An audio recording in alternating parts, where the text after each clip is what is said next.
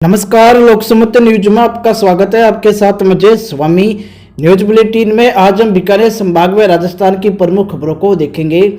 खबरों की जानकारी के लिए जुड़े रहे लोकसमत न्यूज चैनल के साथ। शुरुआत करेंगे खबरों की। श्री गंगानगर में हिमालय परिवार के द्वारा विभिन्न मांगों को लेकर राष्ट्रपति के नाम जिला कलेक्टर को ज्ञापन सौंपा गया है। इन्होंने बताया कि संसद में 1962 के युद्ध में शहीद हुए भारत के जवानों को श्रद्धांजलि अर्पित करते हुए 14 नवंबर 1962 को सर्वसम्मति से प्रस्ताव पारित किया गया था कि चीन द्वारा कब्जा की गई भूमि को वापस ले लिया जाएगा, लेकिन अब तक इस प्रस्ताव पर कोई ठोस कार्रवाई नहीं हुई। इन्होंने 14 नवंबर 1962 को संसद द्वारा पारित प्रस्ताव के संबंध में ठोस कार्रवाई करने सहित विभिन्न मांगों को लेकर ज्ञापन सौंपा है। आज हम हिमालय परिवार की तरफ से कलेक्टर साहब को महामहिम राष्ट्रपति नाम का ज्ञापन देने के लिए आए हैं, जो कि 14 नवंबर 1962 को संसद में ये पास किया था कि जो हमारी भूमि चीन ने नाजायज रूप से दबा रखी है उसको खाली करवाना है। उसके लिए हर साल हम संवर्ण दिवस के रूप में मनाते हैं, संकल्प संवर्ण दिवस के रूप में मनाते हैं। तो इसके हम भारत सरकार को याद दिलाने के लिए आज हम ये राष्ट्रपति महोदय को ज्ञापन दे रहे हैं। हमारी 62,000 वर्ग किलोमीटर की भूमि जो अवैध रूप से चीन ने दबा रखी है वो जल्दी खाली कराई जावे। ये हमारा संसद में पास हो चुका है। 62 की लड़ाई के बाद जो संसद भवन में जो हमारे सैनिक शहीद हो गए थे उनको श्रद्धांजलि देने के टाइम ये संकल्प लिया गया था। उनको सच्ची श्रद्धांजलि तभी होगी जब हमारा पीओके में जो चीन ने 82,000 किलोमीटर एरिया जो लगभग दबा रखा है वो खाली करवाया जाए। नवंबर 1962 को प्रधानमंत्री जवाहरलाल नेहरू के समय में संसद द्वारा प्रस्ताव पारित किया गया था कि चाइना द्वारा जो हमारी भूमि 82,000 वर्ग किलोमीटर कब्जा कर लिया गया है और उसमें चीन द्वारा बार बार घुसपैठ का प्रयास सतत जारी रहा है, उस भूमि से उनको हम बाहर निकालेंगे और अपनी भूमि जो है उनसे छुड़वा कर रहेंगे। इसी संकल्प, ये जो स्वर्ण संकल्प दिवस के रूप में इसको हम हर वर्ष जिला कलेक्टर को ज्ञापन देते हैं महामहिम राष्ट्रपति के नाम, ताकि इस पर ठोस कार्यवाही हो। बढ़ते हैं अगली खबर की ओर। अनूपगढ़ से संवाददाता उदय कंकड़ ने बताया कि अनूपगढ़ के स्थानीय पत्रकारों के द्वारा आवासीय पट्टे जारी करने की मांग को लेकर नगरपालिका के समक्ष धरना शुरू किया गया है। दरअसल राज्य सरकार की योजना के तहत स्थानीय 16 पत्रकारों को भूखंड आवंटित हुए थे, लेकिन नगरपालिका को बार बार अवगत करवाने के बावजूद भी उनके भूखंडों के पट्टे जारी नहीं किए जा रहे हैं। इसी को लेकर पत्रकारों के द्वारा धरना लगाया गया और इसी संबंध में एसडीएम व नगरपालिका ईओ को ज्ञापन भी सौंपा गया। अनूपगढ़ के पत्रकारों को आज से 7 वर्ष पूर्व प्लॉट अलॉट किए गए थे। समस्त प्रक्रिया पूर्ण करके और अलॉटमेंट किया गया था लॉटरी द्वारा और 3.5 साल पूर्व समस्त राशि भरवा ली गई थी। इसके बाद भी पट्टे नहीं दिए जा रहे हैं, बार बार बेवजह लटकाया जा रहा है। पट्टे मजबूर होकर आज पट्टों की मांग को लेकर धरने पर बैठे हैं और जब तक हमें पट्टा नहीं देंगे तब तक हमारा धरना जारी रहेगा। शासन के खिलाफ पत्रकारों के पट्टे जो नहीं दिए जा रहे उसके विरोध में धरना शुरू किया, जिसके बाद अब शाम को एसडीएम साहब को कलेक्टर साहब के नाम ज्ञापन दिया है और यदि हमारी मांगें नहीं मानी गई तो 17 तारीख से सभी पत्रकार आमरण अनशन शुरू करेंगे। आज हमारे को सभी पार्षदों ने, सब शहर के गणमान्य नागरिकों ने और व्यापारियों ने अपना समर्थन दिया है। यदि प्रशासन ने हमारी मांगें नहीं मानी तो आगे भी उग्र रूप से आंदोलन को चलाया जाएगा और जब तक पट्टे नहीं दिए जाएंगे आमरण अनशन जारी रहेगा। नगरपालिका धरना लगाया गया, ऐसी सूचना नगरपालिका को प्राप्त हुई है। पहले भी इनके द्वारा जो है ये हमें ज्ञापन में दिया गया था। पत्रकारों को आवास आवंटन की पत्रावली नगरपालिका में विचाराधीन है, जिसमें बोर्ड में लेकर के जो देखा गया कि 2015 के अंदर जिस पत्रावली से, जिस नक्शे से इनको आवास आवंटन किए गए थे उस नक्शे के अंदर जो है 30-60 के पत्रकारों को भूखंड आवंटन किए गए, जबकि उसके अंदर 25-50 के प्लॉट थे। तो नक्शे को रिवाइज करवाने के लिए सीनियर टाउन प्लानर बीकानेर को जो है हमारी पत्रावली भेजी हुई है और वहां से जैसे ही प्राप्त हो जाती है उसके बाद में आगामी कार्रवाई की जाएगी। बढ़ते हैं अगली खबर की ओर। बीकानेर से संवाददाता भवानी जोशी ने बताया कि बीकानेर में आज उपनेता प्रतिपक्ष राजेंद्र राठौड़ ने प्रेस वार्ता की। मीडिया से मुखातिब होते हुए राठौड़ ने कहा कि राजस्थान सरकार 3 वर्ष पूर्ण होने पर प्रदेश व्यापी कार्यक्रमों की योजना बना रही है, जबकि भाजपा भी इन कार्यक्रमों के विरोध में मोर्चा खोल चुकी है।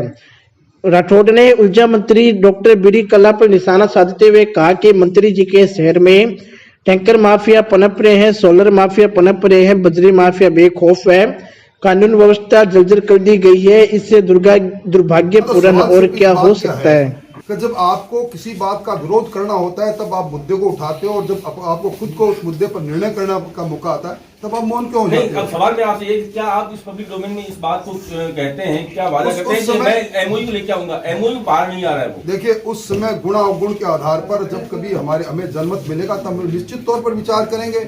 जनमत अगर इस कंपनियों ने जिस तरह की कोटा और बीकानेर का जो अनुभव है वो अनुभव ठीक अनुभव नहीं है, अच्छा अनुभव नहीं है। ये एक प्रयोग पूरे देश के अंदर कुछ राज्यों में हुआ था और अगर ये अनुभव ठीक नहीं लगा तो निश्चित तौर पर उस पर पुनर्विचार करेंगे। मतलब जनता भाजपा और कांग्रेस के बीच में ठगी सी महसूस कीजिए। आपको जब गुण अवगुण समझ में नहीं है, आपने जनता पे थोप दिया, जब अब आपको समझ में आया तो 5 साल जनता, तो क्या आप ये भी मानते हैं कि उस कंपनी का और उस सरकार का जो एमओयू हुआ और उसका जो जनता से जो वसूला गया हर्जाना है वो आपकी सरकार ने देखिए, अगर कल्ला जी कह रहे हैं कि उस समय 20 साल, कल्ला जी से हम पूछ रहे हैं, कल्ला जी से हम पूछ रहे हैं, हम आपसे पूछ रहे हैं। देखिए, अगर राज्य सरकार ये मानती है कि कोई 20 साल का एमओयू तो उसको सामने रखना चाहिए उनको। अध्यक्ष जोशी जी रात को अपने घर पर अपनी गाड़ी खड़ी करने जाते हैं, कुछ माफिया उनसे तकरार करते हैं, वो उनको कहते हैं कि आप जाओ, उसके बाद उनके जाने के बाद उनके घर के अंदर उनकी पत्नी को धक्का दिया जाता है। मैंने एसपी से बात की है, पहले भी इस प्रकार की कई घटना हो चुकी है। रुक करेंगे अगली खबर का।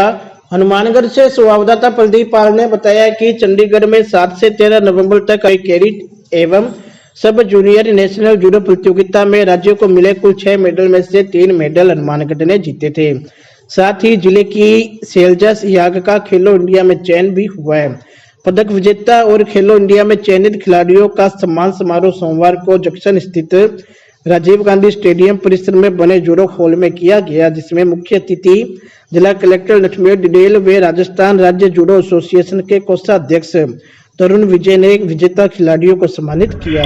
अभी 7 से 13 तारीख तक कैडेट एंड सब जूनियर नेशनल में, जिसमें हनुमानगढ़ का प्रदर्शन एक तरफा रहा। कुल हमारे राजस्थान के 6 पदक आए, जिसमें 5 ब्रॉन्ज और 1 गोल्ड था। और अकेले हनुमानगढ़ डिस्ट्रिक्ट में एक बच्चे का गोल्ड है और 2 ब्रॉन्ज है। और एक बच्ची का खेलो इंडिया में हुआ, जो एकमात्र लड़की है पूरे राजस्थान में जिसका खेलो इंडिया में हुआ। और ये एक बहुत बड़ी उपलब्धि है जो हमने हनुमानगढ़ ने हासिल की है। और उनके सम्मान के लिए कलेक्टर साहब ने थोड़ा टाइम निकाला और बच्चों को मोटिवेट किया उनके जो भविष्य के लिए। बढ़ते हैं अगली खबर की ओर। पदमपुर से संवाददाता सीताराम स्वामी ने बताया कि पदमपुर में देवउठनी एकादशी के उपलक्ष्य में कस्बे में विभिन्न धार्मिक कार्यक्रमों का आयोजन हुआ, जिसमें कल बाबा खाटू श्याम का जन्म उत्सव स्थानीय खाटू श्याम मंदिर गौशाला में हर्षोल्लास के साथ मनाया गया। इस दौरान श्री खाटू श्याम का जागरण भी आयोजित हुआ और लंगर भी बरताया गया। तो वही इसके अलावा कस्बे में तुलसी माता व शालिग्राम जी का विवाह भी संपन्न करवाया गया।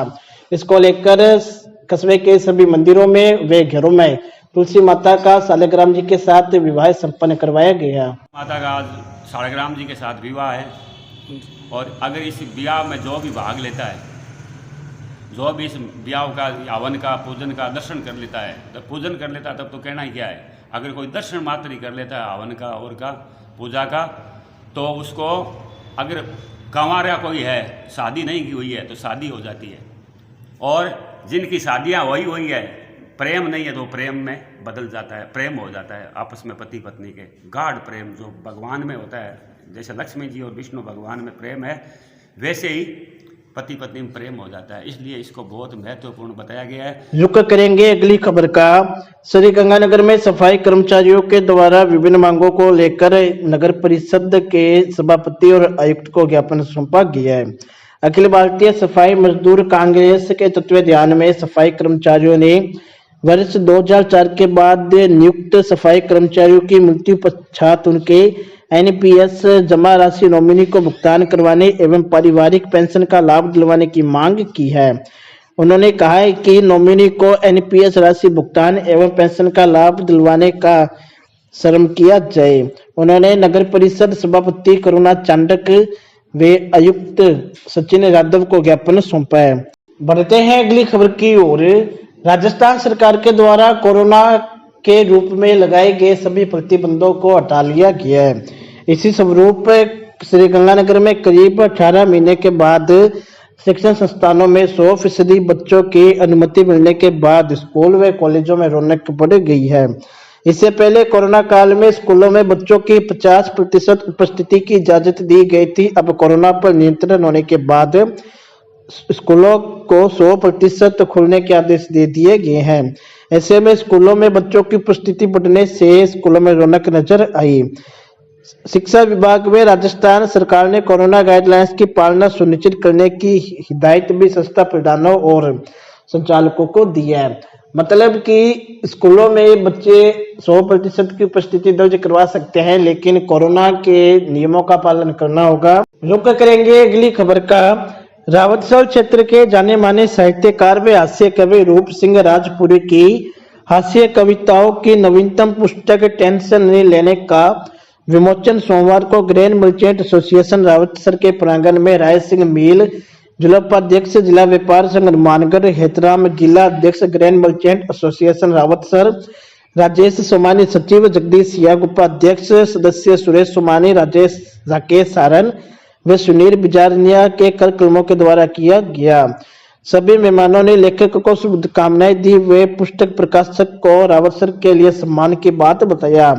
इस अवसर पर रूप सिंह राजपुरी ने बताया कि इस काव्य संग्रह में उनकी लोकप्रिय कविताएं संकलित है, जिन्हें वे कवि सम्मेलनों में सुनाते रहते हैं। यह उनकी 19वीं पुस्तक है।